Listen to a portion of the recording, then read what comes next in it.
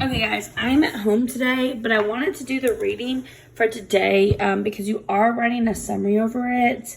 So I just wanted to have you follow along with me right here.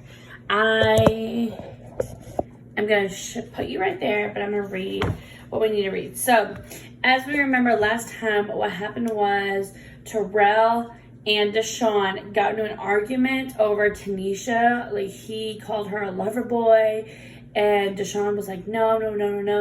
We also found out that Nia is pregnant, and that Deshawn's starting to really kind of resent his home life.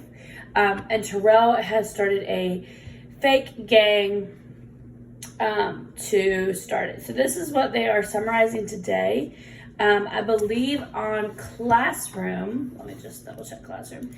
On Classroom, I put your assignment up there, and it's to summarize and objectively summarize this section right here, which is from page 63 to 67. So I think I have another video where I read some of the other stuff. All right, so the last part we left off was LaRue. They went and got this old man food. They gave him food, and then when he shows back up, LaRue, who is Nia's baby daddy, is there. And he's like, you need to come with me. And so Deshawn is going to go upstairs. On the 15th floor, LaRue stopped outside a door across the hall from the apartments I'd snuck into the previous winter. I could hear a TV inside. LaRue knocked 3 times and then paused and knocked twice. Locks clinked and Marcus opened the door. His broad, flat forehead glistened with sweat, and his t-shirt had dark, wet spots. A white towel hung over his shoulders. Behind him were weights and a bench, and the room was pungent with the scent of sweat. The leaders of the disciples gestured for me to come in and told LaRue he could go. Then he bolted the door shut. I'd lost my nervousness while climbing the stairs, so he had to climb up 15 flights. Like, that's no easy feat, just want to say. But now it came back. My heart was beating rapidly, and my breaths came short and fast. What did Marcus want with me? Thirsty, he asked. I wasn't, but I was afraid to offend him, so I nodded. Check the fridge. He pointed towards the kitchen and get me a beer. The kitchen was clean and neat, and the counter lined with bottles of vitamins and nutrition powders. The refrigerator was filled with malt liquor, wine, 6-packs of soda, and energy drinks. I got a beer for Marcus and a Coke for myself. Back in the living room, Marcus was doing curls with the biggest dumbbell I'd ever seen. The skin around his eyes seized and his jaw clenched. The veins in his forehead and right arm swelled as he lifted the weight over and over, the biceps bulging and relaxing again and again, until he let the dumbbell fall to the floor with a thud. He sat there, breathing hard for a few moments, opening and closing the hand that he had just held the weight, as if trying to get the blood to flow again. Then he cracked the beer, took a gulp, and nodded at the weight. Give it a try. I grabbed the handle with both hands where he had used one and managed to lift it an inch off the ground before it pulled me back down. I tried again, pulling with all my might, my arms and body trembling under the strain, and got the dumbbell to my knees. Okay, Marcus said. Thump.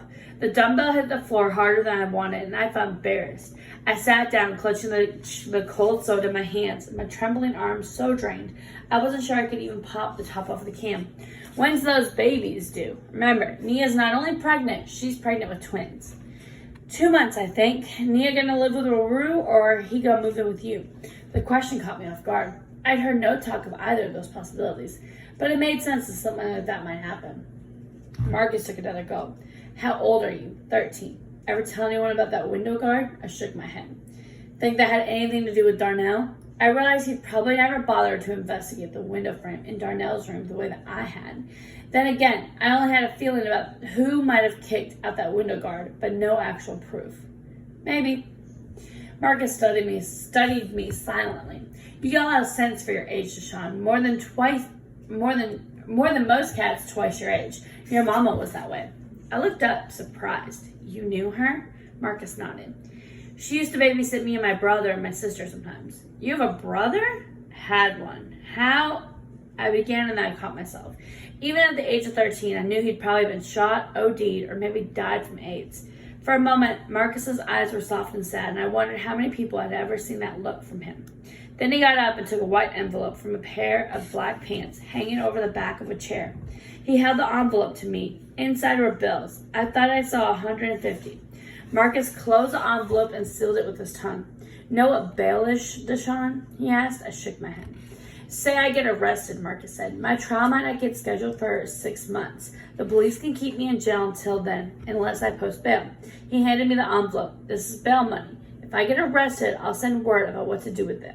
You're going to be arrested, I asked. Marcus chuckled. Sooner or later, if I ain't killed first, you put that in a safe spot.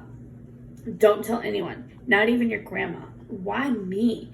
It can't come from anyone the disciples or the police know it's tainted.